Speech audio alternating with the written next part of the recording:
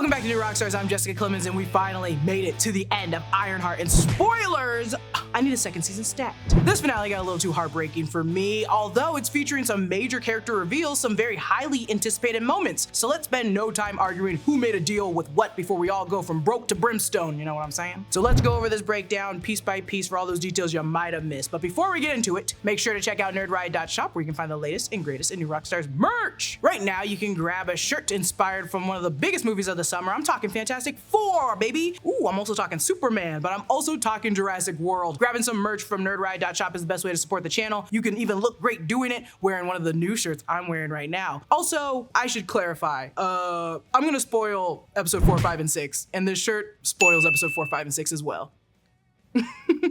All right, let's get into it. Also, again, I love this. Look at this shirt. I love our Mephisto merch. The fourth episode is titled Bad Magic. As we'll later learn, Parker is absolutely working with bad magic. Bad magic, as it's described, can refer to black or dark magic, in which the use of specific magic is harmful and the opposite of good magic. The episode opens with a younger John and Parker getting ready to rob a house, and John makes it clear that they've done this before, and Parker looks a lot nervous. We later learn this is because the mansion they're hidden belongs to his father. Parker and John exchange a cryptic mantra before it all goes down.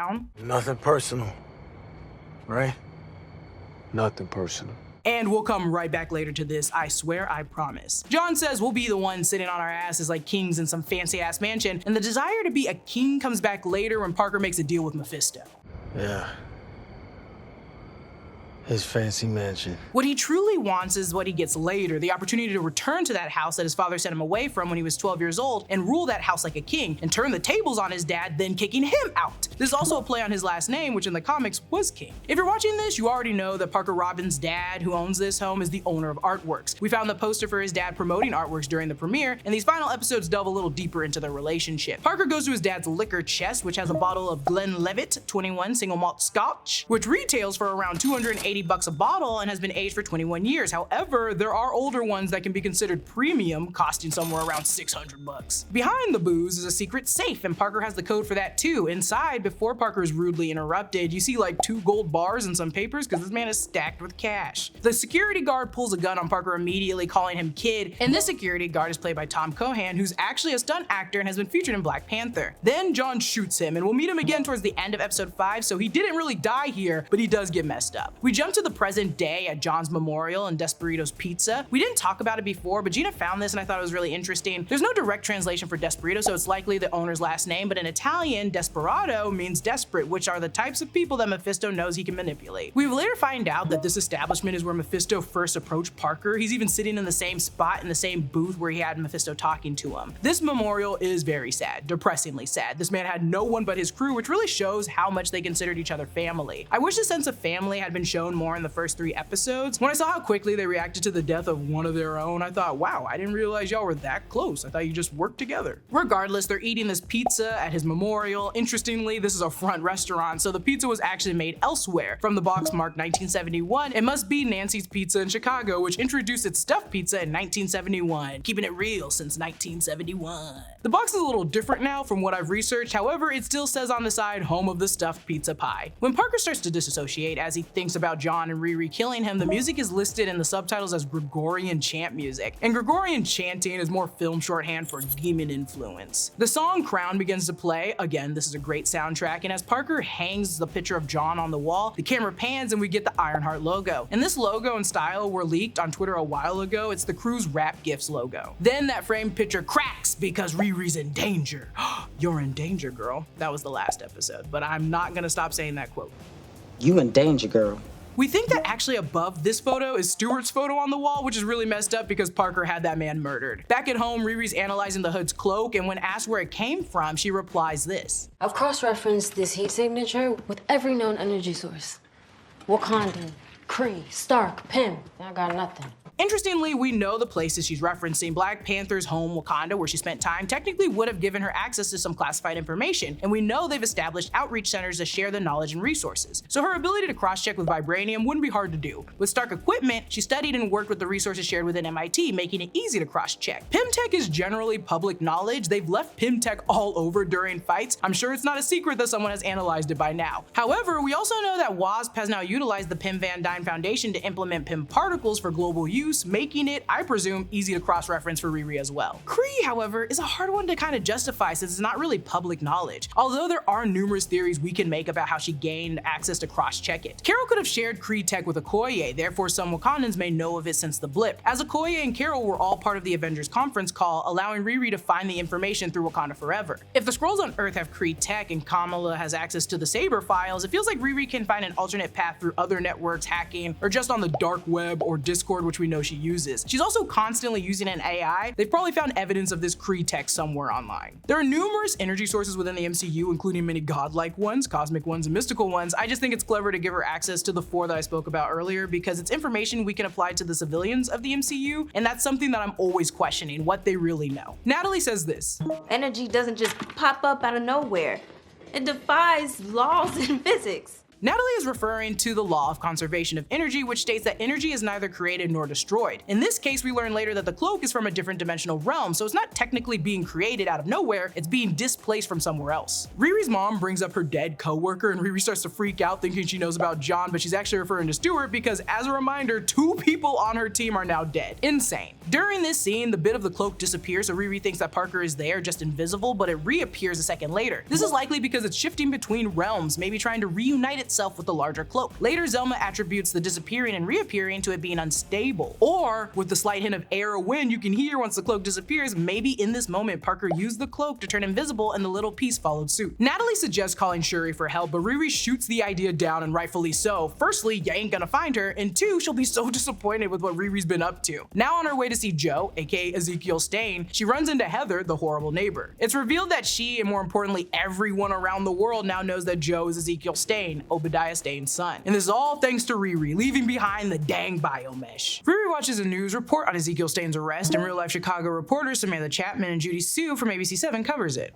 And as the news reporter tells us, Obadiah Stane is fondly remembered. So this is crushing for Zeke, who wanted to be the opposite of his horrendous father and now publicly just looks like a criminal. Stane now faces a multitude of charges, including illegal possession of bionic technology and domestic terrorism. So he's basically seen as like Zemo or a flag smasher and not like, Tony Stark or his dad. Back with the team watching the news coverage on Zeke, they argue the validity behind his dad's death, which everyone should honestly be doing. The team then teases Clown for having a crush on Zeke, and this could be a little true because once he joins the team, Clown tells Riri she has a date before the fight, and she later helps Zeke lie to Parker, so I think there might be a little something going on, or at least I hope there is. Parker submerged himself in an ice bath for what looks like more than 11 minutes, and probably because his soul is burning and he needs some icy relief. And just a funny context, anytime I see phones on screens now, I always go back to the Apple no villain clause. That's the rumor or secret or theory that a bad guy can't use an iPhone in a movie, and let me tell you, Parker Robbins definitely doesn't get an iPhone. I know he's also a criminal and iPhones aren't the most protected carriers, but anytime I see an iPhone and I see a bad guy, I'm like, I know damn well that's not an iPhone. Parker, now watching the news, gets the bright idea to reach out to Zeke, and they're essentially the same kind of people, high-profile parents with sons who believe they can do no wrong while engaging in destructive careers. Oh, I guess Arthur Robbins doesn't really care about his son. Did Obadiah? Nah, you get it. Zeke is at the Cook County Jail located in South Lawndale, Chicago, and after going off on Riri, he excuses himself, and honestly, I'm not really mad at him. He's right, and this is what Dominic Thorne was talking about in interviews. Riri still doesn't recognize the extent or effect her actions can cause on people. Back at Riri's house, I'm sorry, this is so funny and on brand for these two. She's setting up cameras in the background. You can hear Shake What Your Mama Gave You by DJ Dion, and Natalie is just dancing, just moving. Like, is this what she used to do when Riri was working? I love this scene so much. It's such a weird moment. The watch that Riri is giving everyone during this scene, we saw the tech in this watch at the beginning of episode 1. It's the shield bubble that Riri made for that one kid. We see it later used on her mom. Inside Xavier's room, he has some DVDs, and it's so hard to read some of them, but one is definitely Inside Man, starring Denzel Washington, Clive Owen, and Jodie Foster. Inside Man, directed by Spike Lee, is about a bank heist that swiftly turns into a hostage situation. It feels a bit like Robin Hood and explores the true evil that can lurk behind the wealth and corruption in the world. It generally aligns with the themes of Robin's team in a way. Xavier compares Riri to Spock from Star Trek, who was known for his overly logical attitude. And Riri says she always identified more with Uhura, who was played by Nichelle Nichols. And Nichelle Nichols' depiction of Uhura was credited with helping to increase the interest of Black women in STEM, particularly in joining NASA. As she leaves, Xavier and Riri exchange the Vulcan salute. Oh, I still can't do it. Oh God, I'm embarrassed. Cut that out. Don't put it in there.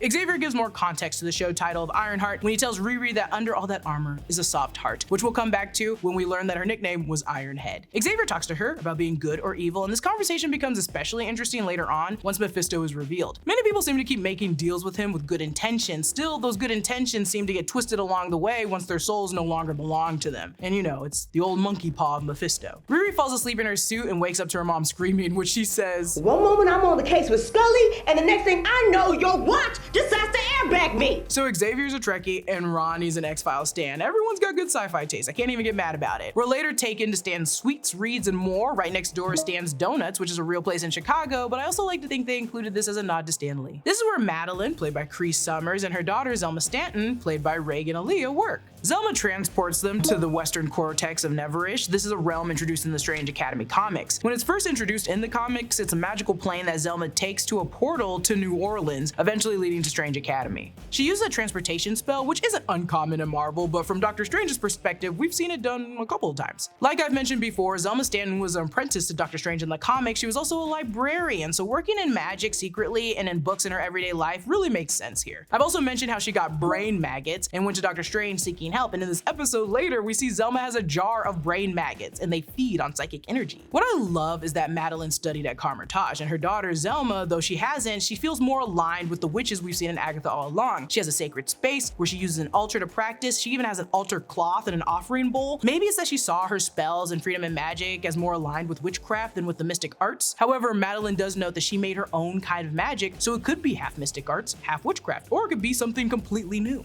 In this brass bowl, some symbols resemble the runes that we see in WandaVision, but I believe these are actually rain marks or character marks commonly found on Chinese ceramics. Like I mentioned earlier, this is where Madeline notes that she studied at Carmitage and at Zelma's Reach School, which is kind of sad because she's already really great. A Reach School is the school you want to attend, but you generally are below the average for the typical admitted student. So I don't think she's below average, I just think she's different. Zelma is self-taught and bemoans the fact that she had learned her skills from books and baby witches on TikTok. Zelma's magic is very interesting, and I want to highlight her subtle use of magic that often goes unnoticed. For instance, she waves her steampunk goggles away to reveal her regular lenses. The goggles feature hints of red and green, and in this context of magic in the MCU, these colors are associated with Wanda or Doctor Strange or chaos and the mystic arts. And at the same time, the green could represent someone like Rio, who embodies a more earthly and natural magic. I appreciate how her character showcases the benefit of all types of magic. I also like that even when reading the tea leaves, she does the 2-finger L shape that people from Carmitage learn when they're using the sling rings, or kind of like what Wanda did at the end of Multiverse of Madness when she's reading the Darkhold. Zelma then reads tea leaves to try and discern what's behind the hood, and she splats some hot leaf juice at the window. The shape looks kind of like Mephisto's head surrounded by the legendary popped collar, as was the style in the comics. Immediately threatened, Madeline then rips them out of this realm and back into Stanton's Sweets. She then tells Zelma whatever the entity is, it doesn't possess, it influences. Then she reminds us why this episode is titled Bad Magic. We say there's no bad tech, just bad people who use tech.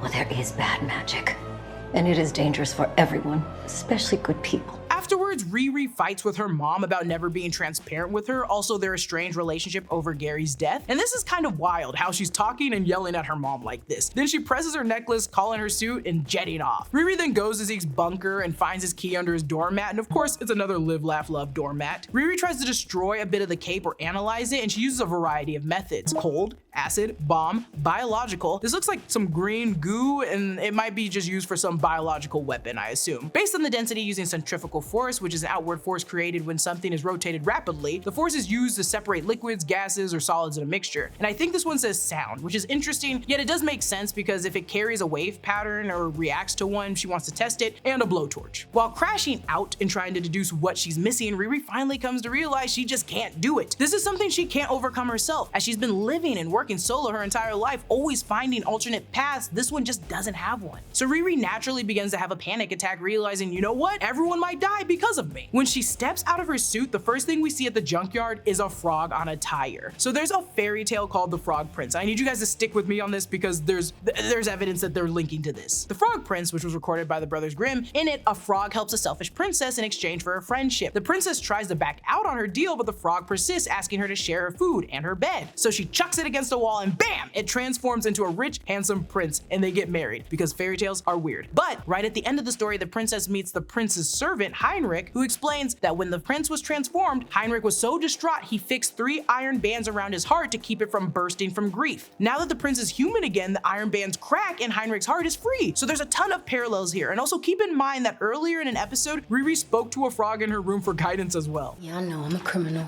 who's in it to optimize his suit, so let's freaking optimize. There's Riri, who is kind of a selfish princess who will make a deal with Frog Fisto that she will likely come to regret. But she's also very similar to Heinrich, as she solidified after Natalie's death and feels like she needs Natalie back to be happy again. And also, they love putting these little references in here. I think putting in Great Expectations was also about this. Also a reminder, this is giving Princess and the Frog, another Disney property starring a black princess. Is Riri our princess? Natalie drops Riri in the junkyard after she has the panic attack, and I really like this shot of Riri flying in and her momentum just being carried over from her suit opening up and her stumbling forward. Dominic Thorne and the filmmakers did a really good job selling the physicality of it all. Zeke escapes the prison and finds Parker's gang stealing back his black market tech from the police, and one of the crates is labeled ARC-02, and I think this means for arc reactor, and I wonder if this was one of the arc reactors either Zeke or Stane was working on. Xavier's now at the junkyard, ready to comfort Riri as soon as possible until he realizes her AI is Natalie, his big sister. He's immediately turned off from that, which isn't wholly wrong for him to react this way. He's already mourned his sister differently, saving her voicemails and her belongings, and now seeing her, it's almost disrespectful. And this kind of aligns with the current debate over AI and its impact on people. Some people take comfort in seeing their loved ones again, but some, seeing this, it feels kind of ghoulish. Now Riri lost her suit, lost her man, lost her Natalie, lost her mom, everyone she was dead set on protecting, she ended up cutting from her life herself. And Parker was just a symptom, she is the true problem. Now with Parker and the gang, Zeke is about to turn himself out, and I also just like the way that him and Slug interact. Keep in mind, yes, they could acquire all the tech needed from Zeke's bunker, but they still don't really have a mirror. So he's looking at his reflection in a pizza cutter because, you know, they're at a pizza restaurant.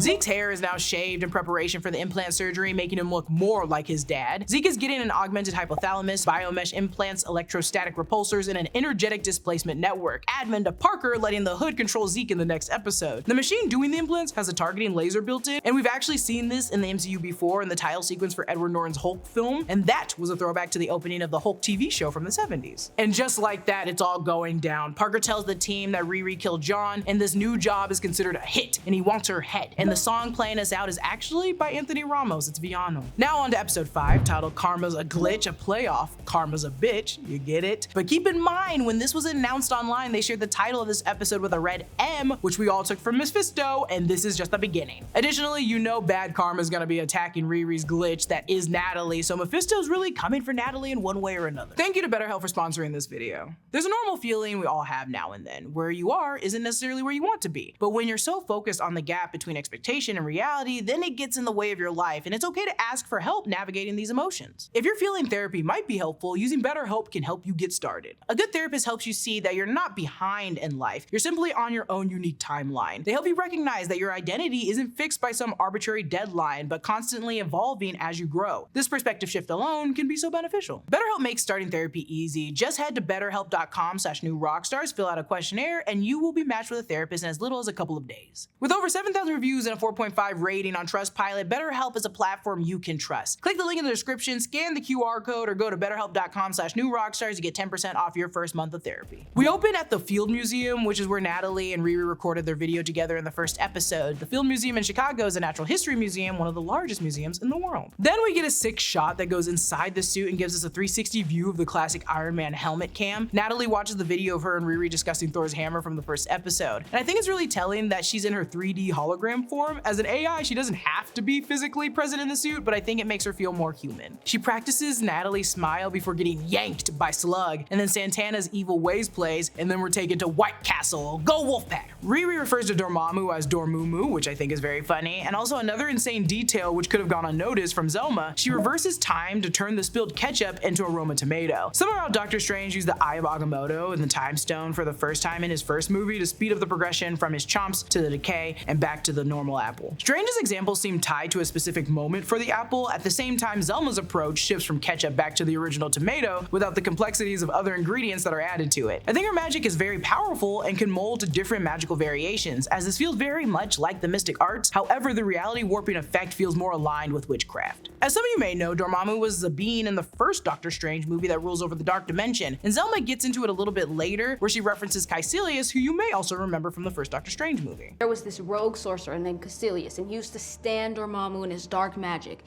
Look, he ended up with these purple scars all over his body. I don't think she's off from thinking this is a Dormammu adjacent situation, especially seeing as in the comics, it was the extension from him. While both Mephisto and Dormammu are extremely powerful, Dormammu to me is like a conqueror, while Mephisto is more aligned with the traditional demonic manipulation, casting, and controlling of people. Zelma makes a drawing of Dormammu, and he looks somewhat similar to what we saw in Strange's encounter with him as well. She made sure to add the weird wavy vertical lines running about his face, and I like that she thinly sketched in his body because we never actually saw much of him in Doctor Strange, just his head, shoulders, and a bit of an arm that squishes Strange. Then Zelma says something very interesting. Okay, so why would a ruler of a whole dimension be handing out outerwear to humans? My best guess is to come to Earth. For what? I don't know. To eat it? Which feels like a direct reference to Galactus, who is coming in Fantastic Four to eat their planet, who could follow the Fantastic Four to our universe and then eat our planet. I hope not. I hope she's not foretelling something. Then Zelma starts preaching, and let me tell you, Riri ain't gonna listen. She tells Riri that magic always comes at a cost. She even says that Parker was an easy target, blinded by greed. Riri, sound familiar? Then the blood siblings show up to cause chaos, immediately enacting their hit on Riri. Then we see the Ironheart logo on the White Castle fries, and under it, it says, see, what had happened was, and honestly, this is like an ancient black proverb. I love saying what had happened was. I am shocked that Riri can actually throw hands like she's doing against Roz and Jerry. It's kind of sloppy, but still great. While they're fighting, you can also see a robot making food in the background. I recognize that this is White Castle, and this is an extremely popular like East Coast food joint. We do not have this on the West Coast. I don't think I've ever been to one. But this is also Ironheart, a show about AI and robots, and White Castle has been using robot cooks for a while. They've been experimenting with robotic fry cooks since September 2020. The original Flippy was installed at the White Castle in Chicago. Now, I'm not sure if this is the specific White Castle in Chicago, but since then, they've been installing robot cooks at White Castle, and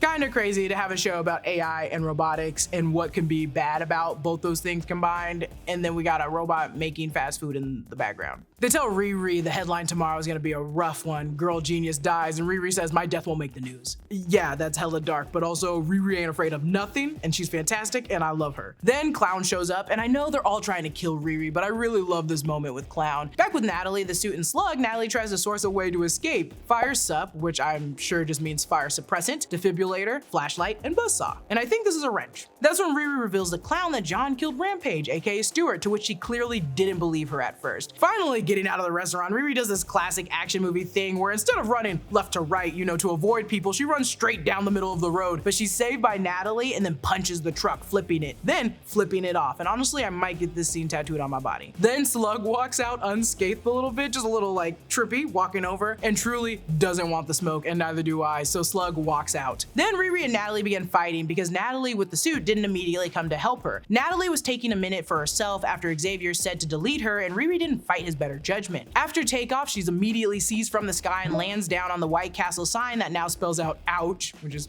cute. And there he is, Zeke Stane, in full bio-enhanced Iron Man mode. In the comics, Zeke's go-to attack is shooting lightning from his hands, which we see him do here. Riri's UI scans Zeke and sees the same list of enhancements we mentioned from the previous episode. Augmented hypothalamus, biomesh implants, electrostatic repulsors, and an energetic displacement network. We see the displacement network put to use early on when Riri hits him with a laser, which has little effect. Also, Riri is on low battery, and back in the first Avengers movie, Thor charged Tony's suit by accidentally hitting it with the electricity, but this suit is largely solar and wind powered, so it makes sense it doesn't have the same effect here. He tells Riri at least we'll always have Alanis, aka Alanis Morissette, whose lyrics they screamed you ought to know to, and damn, that's gotta hurt. There's something diabolical, something a little too sick about Zeke ripping off pieces of Riri's suit, while in the background we see a poster for White Castle that says satisfy your crave. Crave for bloodlust? I guess that's what he wants. Zeke leaves Riri alive, unable or unwilling to kill her or just wanting to prove a point. He is an ethicist after all, maybe it's a little harder for him to just go around murdering someone. I do think deep down he still just doesn't want to be like his father, and this was more of a warning for Riri just to stop. But also, his new frame is kinda sick, and I really like him being half man, half robot. From the outside Outside of the White Castle, defeated Riri runs off and we see this beautiful mural, which is actually featured on Adult Swim's mural project in Atlanta. It's done by Sofa Hood. And it's hard to watch a scene with a mural that celebrates black women and black queer people, and then we're watching Riri getting her ass beat. Riri tells her mom the reason she makes the suits is that she feels too vulnerable. The day that Gary and Natalie died, she couldn't do anything, and the paramedics came 1 minute too late. She needs the suit to protect those that she cares about. And despite all of this, Ronnie tells Riri there are some demons she can't outrun and advises her to fight the Hood and Zeke. However, she won't be doing it alone.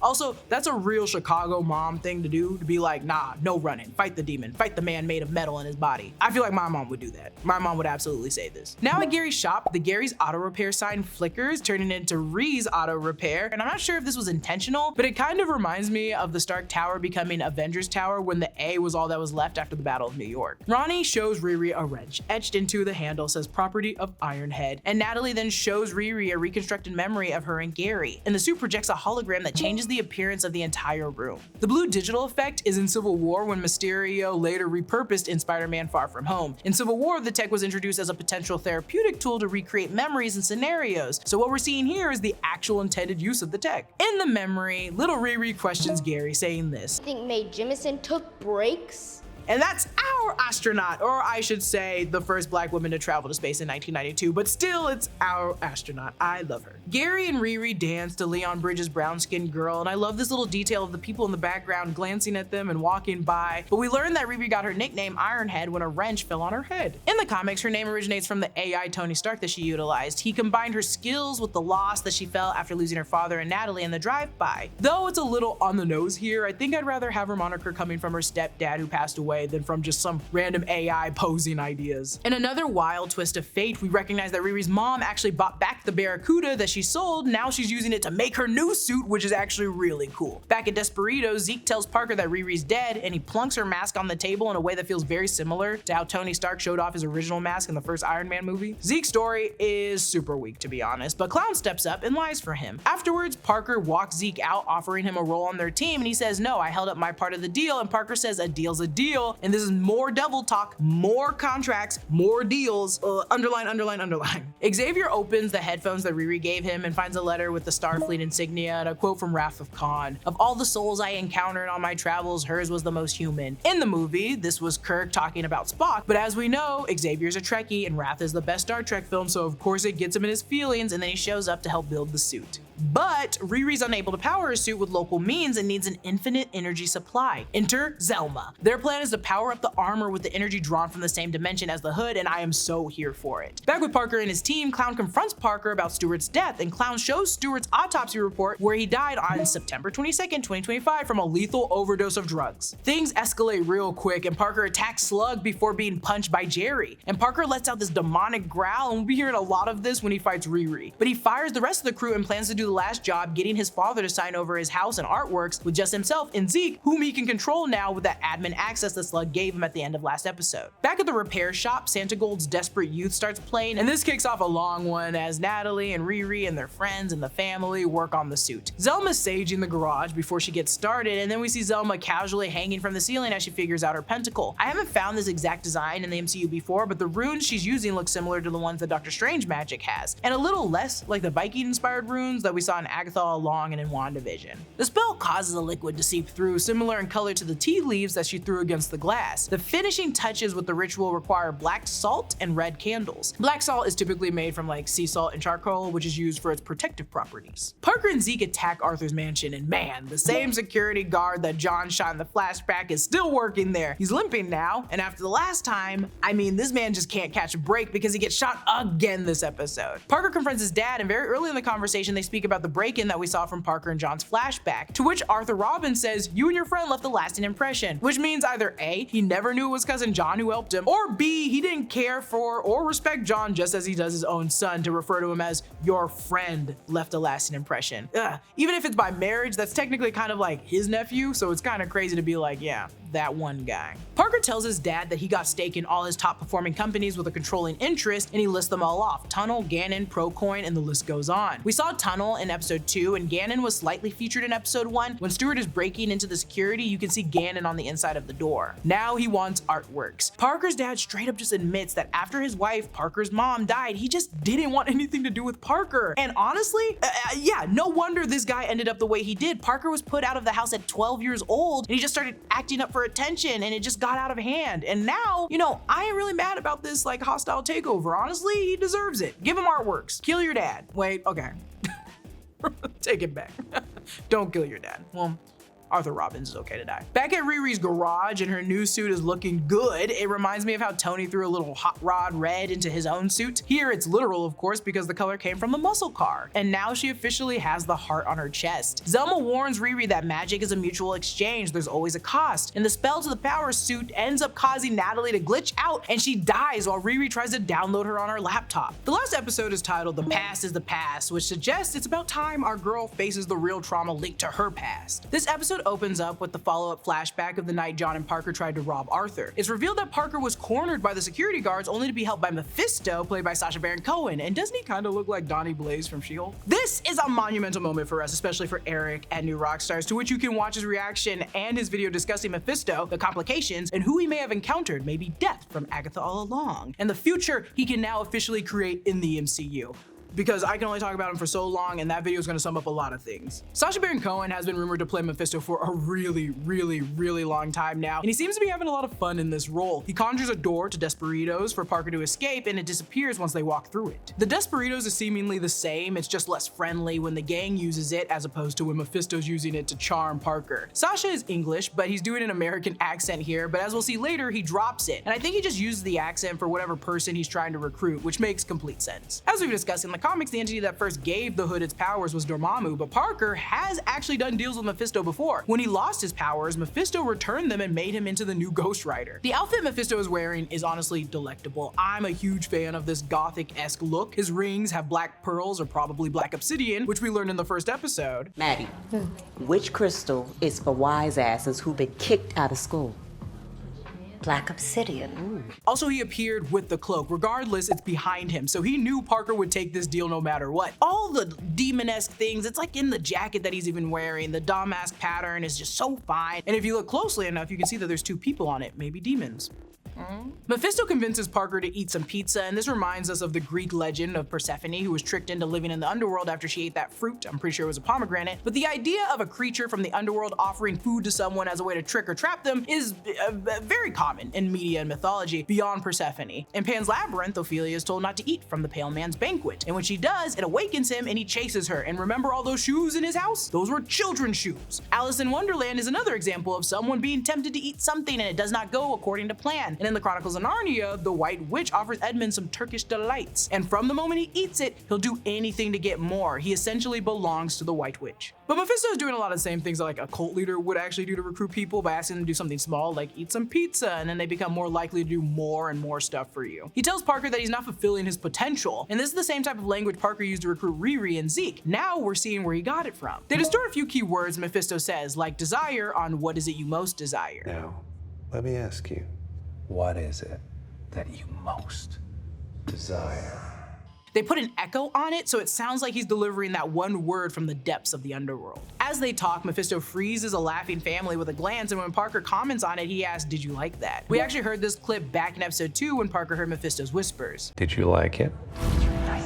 I like how people in the MCU have seen so much crazy stuff in their life that Parker's not really that surprised about Mephisto whipping out some of his powers. He's a little surprised, but he's not that taken aback by it. Mephisto offers to do this to the whole city, which feels like a threat that we'll return to in the MCU that will go like beyond what we saw Sentry do in Thunderbolts, or like Kingpin locking down the city in Born Again. Parker tells Mephisto he wants to be stupid, disgusting, greasy rich, to which Mephisto forces snippets of Arthur Robbins and asks, like him? And then he corrects himself saying, no, richer than him. And I'm not trying to be mean, but clearly Mephisto can smell a chump a mile away. He can smell the desperation on Robin's. Anyone could. I can. A trope I love from Mephisto is how captivating and beautiful he continuously portrays Parker to be. While I recognize that he's also just trying to manipulate the situation and actively charm Parker, making him feel like a ruler when he's anything but that, this fascination can resemble like the allure that the characters like the Eternals or the High Evolutionary have for humanity or just living beings in general. They kind of see us as pets. It feels like that with Mephisto, although it also feels more like a captivation with human ignorance and greed. Something is just so tantalizing and almost delicious about feeding off our negativity for Mephisto. So although I think he's wrapping Parker around his little finger, I do think he's very much allured easily by evil and just easy manipulation and of course wanting souls, which maybe at the end of the day, that's where you have to fight him with what he wants, kind of like Coraline in the Bell Dam. Parker says he wants to be king, a line he got from John as we mentioned earlier, and Mephisto promises him the tools to get everything you deserve. In exchange, Mephisto asks for something Parker won't even miss, and he's talking about his soul. Mephisto and other demonic figures in mythology trade favors for souls. Crossroad demons do the same thing. This is what it's meant to make a deal with the devil. Historically, this is common in storytelling. A Faustian bargain is one that someone makes for something, and in that case, he wanted magical knowledge and traded his soul to get it. And this is what I believe those scars on Parker's body is just his soul being burned from the inside because his soul now belongs in hell. Demons will also frequently tell deal makers that the soul is something they won't miss. The deal is sealed with a handshake. Sometimes it's a kiss, sometimes it's a handshake, sometimes it's a literal signing of a contract, but demons always make some symbolic showing to seal the deal. This shot is also just so funny to me because there's no mirror here. They're just looking straight ahead, talking to each other, but not really looking at each other. And there's a reason for this, which we'll get to at the very end of the video. The song playing is Last Pick. Last Pick implies being the final choice or the one who is just constantly overlooked. This doesn't necessarily mean being the underdog. It refers more to someone who is frequently just rejected. And the lyrics begin echoing little giants, giants, indicating that while he may be small, he possesses a powerful spirit and drive. And Parker can definitely be small but mighty, but he also could be perceiving himself as big when he's really just a small pawn being used in a different game. He's a chump and a weak man. We see Parker now living as a king in today's standards, at least. And if the deal has been prophesized and completed, I suppose Mephisto doesn't really have a need for Parker anymore. He sits at his father's throne, basking in it alone, all the food and just useless materials. It's almost like the pursuit of wealth and status to be a king wasn't really worth it. This dude has a full-on roast pig on his table and this crazy amount of food, and he's just enjoying it alone, which is probably why he forces Joe to eat as Parker was pushing his crew away. Riri was building hers up. Also, genuinely missed opportunity to drink your dad's aged malt scotch, or I guess he probably took it when he left. And of course, the food then spells out Ironheart. On the news, the reporter discusses the new shocking news with Arthur Robin stepping down, an invisible partner, cough cough, the Hood's powers taking over. He's now threatening Zeke, and again, forcing him to eat caviar, and he ain't got no one. Zeke tries to stab Parker and learns quickly he's programmed to prevent anyone from harming him. This all feels like it will come back, especially in the MCU, perhaps during Vision Quest. If we bring back Ultron, maybe there's a program he can't break that forces him to refrain from harming anyone, period. Back at Desperitos now, Parker's got a tattoo himself because there's no one else to do it for him, and he's really spiraling at this point. Mephisto returns, colonizing his mind. With these flashbacks, he says, I'm gonna give you the tools so that you can get yourself everything that you deserve. Keyword, deserve. We then see the gang cheering, hanging out, and immediately get taken away. Everyone smiling at the restaurant immediately snatched. John choking, clutching at his throat, grasping for air. It's almost like he got just what he deserved.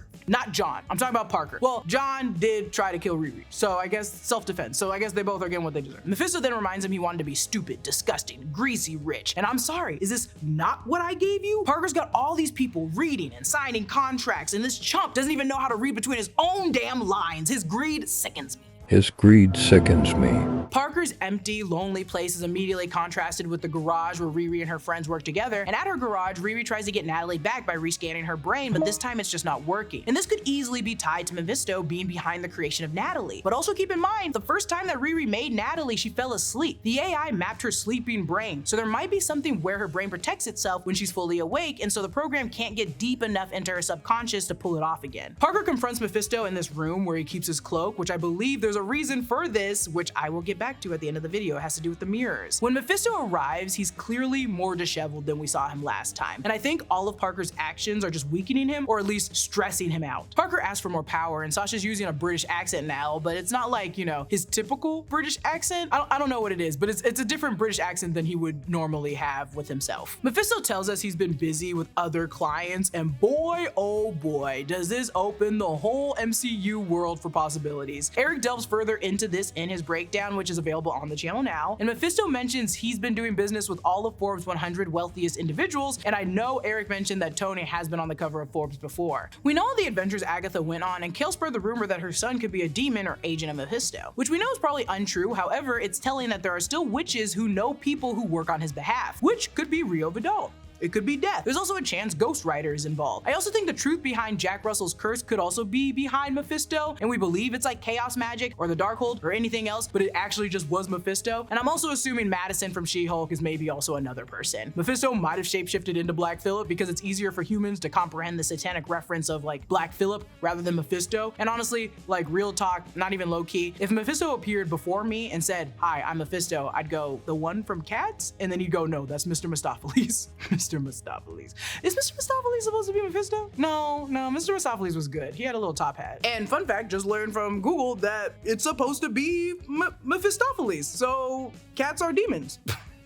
Cats are reckless demons from hell. He also mentioned Shakespeare, several popes, and Ringo Starr, all of whom made deals with him as well. In the Sandman comics from DC, the Lord of Dreams made a deal with Shakespeare to make him a great writer, and during the deal they referenced Faustus. Comic writers love the idea that Shakespeare was a crap writer who made a deal with some mystical being for his talents, and this kind of speaks to the whole, Ringo Starr being the Beatle that made a deal with Mephisto because he's, widely considered the less popular, less talented one of the Beatles. I feel bad saying that, but you get the implication. He had to make a deal with the devil to get his talent to be famous. So unfortunately in the MCU, we just gotta be looking at the hacks. Not to say you're a hack, Ringo Starr. I think you're fine. I'm more of a Paul girl myself. We also learned that Mephisto's messages have come through with Parker via his scars and his visions, which I think is really interesting, considering Caecilius' scars originated from their connection to the Dark Dimension and the obedience to Dormammu from his zealots. It's all like very, very similar kind of situations. Same shit, different god,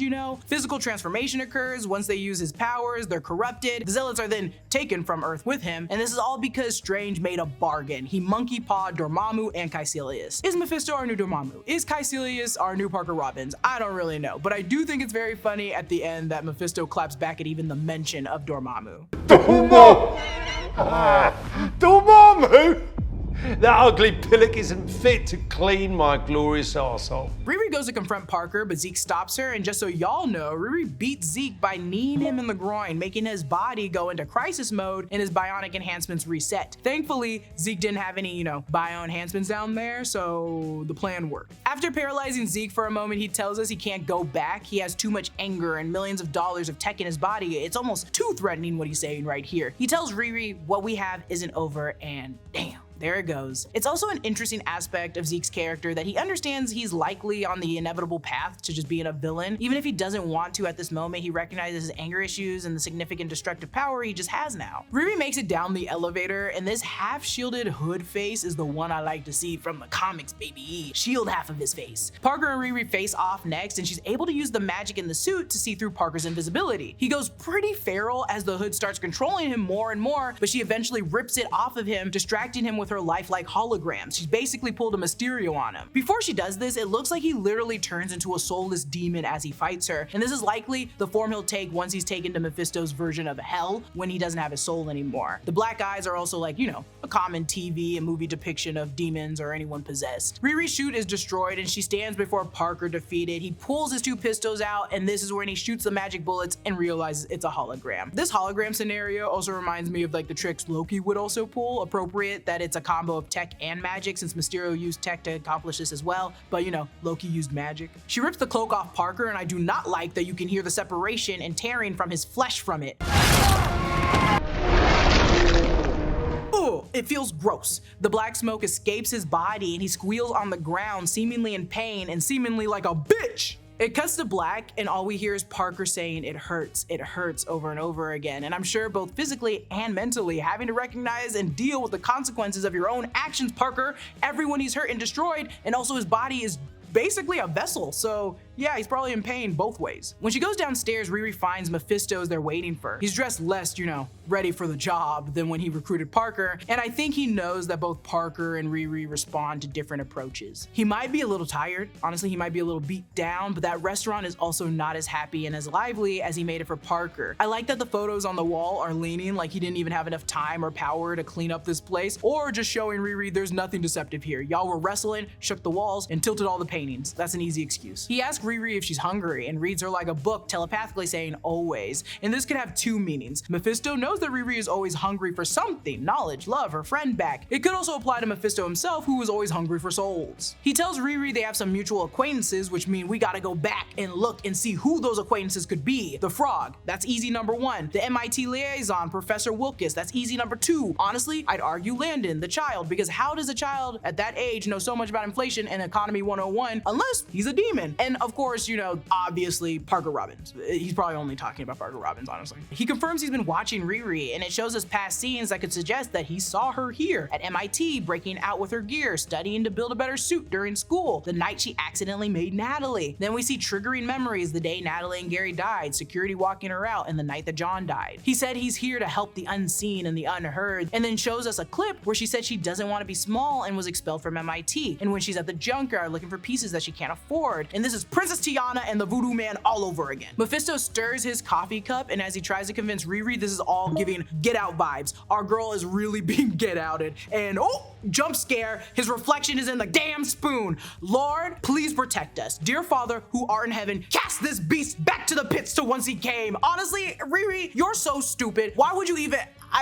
honestly, you know what? I need to calm down because she doesn't necessarily agree to whatever he's giving her. But girl, once I would have seen that spoon and realized I'm getting get outed, I would have jetted for that door. That man is trying to put me in a sunken place. He's trying to take her to a sunken place. As you can see, he has the red skin, the black hair, the shiny eyes like he does in the comic. Literally what I'm wearing on my shirt is what he looks like in that spoon. And what's even more interesting, this is why we don't see his reflection with Parker at the beginning. Only Parker's reflection we got to see. His room has no reflections where he stores the cape, and they've purposely been shooting around mirrors so we don't see him. And then out of nowhere, Durando's Denmon starts playing a song about a man dealing with the fallout of his relationship and questioning what he could have done to make it work, which could work in tandem with Riri's endless working spell to bring Natalie back. After that questionable exchange, we're just back in Chicago. The red candles are now lit. Riri's hair is taken down, so it's a time jump. She's still focusing on the equations and magic, and I presume she's just trying to bring Natalie back still. Natalie shows up out of nowhere in the clothes she died in, and Riri's so happy to tell her to run diagnostics. Luckily, it's clearly a fake out for us, and it was done by Mephisto, but it jumps between Riri and Mephisto in the restaurant talking, and this Natalie and Riri in the garage. I'll refer to that Natalie and Riri as the fantasy Riri. Riri questions how valid the deal will be only between the two of them and no one else, and he offers for her to sign with me, and he holds out his hand, and when Natalie says she pushed out her hand and touched fantasy Riri's face, we never see Riri in the restaurant grab Mephisto's hand, but we see fantasy Riri's arm begin to scar like Parker's body. So it's left completely open whether or not Riri did in fact make that deal with Mephisto. She could have splashed that coffee in his face and honestly flipped the table, but the dream fantasy Riri could have been reflecting the real evidence of what Mephisto will do to her. Maybe he just can't hide that in this fantasy. In the One More Day storyline of Peter Parker's Spider-Man, he does make a deal with Mephisto. In exchange for Aunt May's life, Mephisto demands that Peter and Mary Jane give up their marriage. As a result, Mephisto erases their marriage and its history, making it seem as though they never were married, which also erases the existence of their future daughter. Now, number one, it's important to keep Mephisto away from Peter Parker in the MCU. Keep that in mind. But number two, this situation feels similar to Peter's story as it solely affects just him, and the cost of bringing back someone he loves is very significant. And when you think it's all over, it ain't. There's a post-credit scene, seemingly a new day. We're taken to Stan's shop, and Parker is meeting Zelma now. She's also wearing a beanie that says Bronx, like where she's from in the comics. He tells her he wants some heavy-duty magic, and he said, I need Supreme-like help. And this may be a nod to Wong or Strange assisting, or more so Zelma becoming just as strong and working with the Hood. This doesn't necessarily mean that my girl's gotten bad. It's possible that the evil has left Parker's body and that he still wants to be a version of Robin Hood doing some version of a good deed. However, I do think that some of these clues could lead to the Strange Academy, a version of Marvel's Hogwarts. A couple of days ago, before its finale, Scooper Daniel RPK reported that Marvel is trying to decide between a Nova series or a Strange Academy series, or a Nova project and a Strange Academy project. Marvel could have indicated that they might pursue Strange Academy, but that might complicate things for Nova. I just don't think this is a heavy scoop per se, because realistically, Strange Academy is a super hot topic right now following the ending of Ironheart, so it's a popular scoop to try to, like, you know,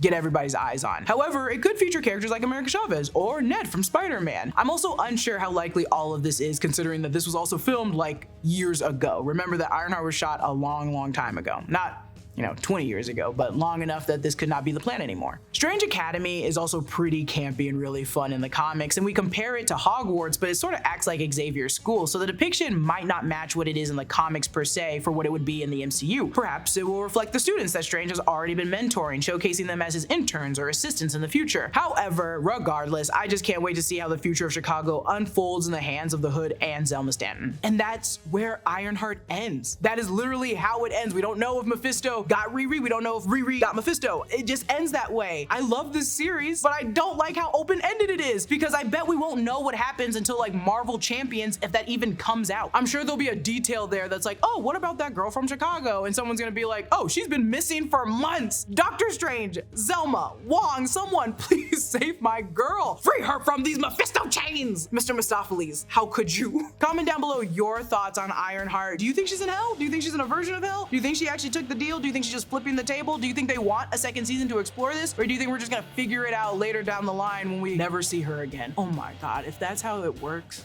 If we pick up somehow where Doctor Strange and Clea have to save her, I'll allow that to happen. Oh, America Chavez, go save her. You're studying the mystic arts, go do something about it. I'm sorry, you guys, I'm not over it. A special thanks to one of our YouTube members, Marisa Miranda, who supports us at the executive producer level. A big thanks to Gina, Ippolito, and Noah Chen, my Natalie and my Gary. Gina, you are my Gary, and Noah, you are my Natalie. Thank you guys for helping me write this last final breakdown. We were in there talking about everything. It was so much fun. Subscribe to all 4 channels in the Rockstars network for breakdowns and news coverage of everything you love. Thanks for watching. Mephisto.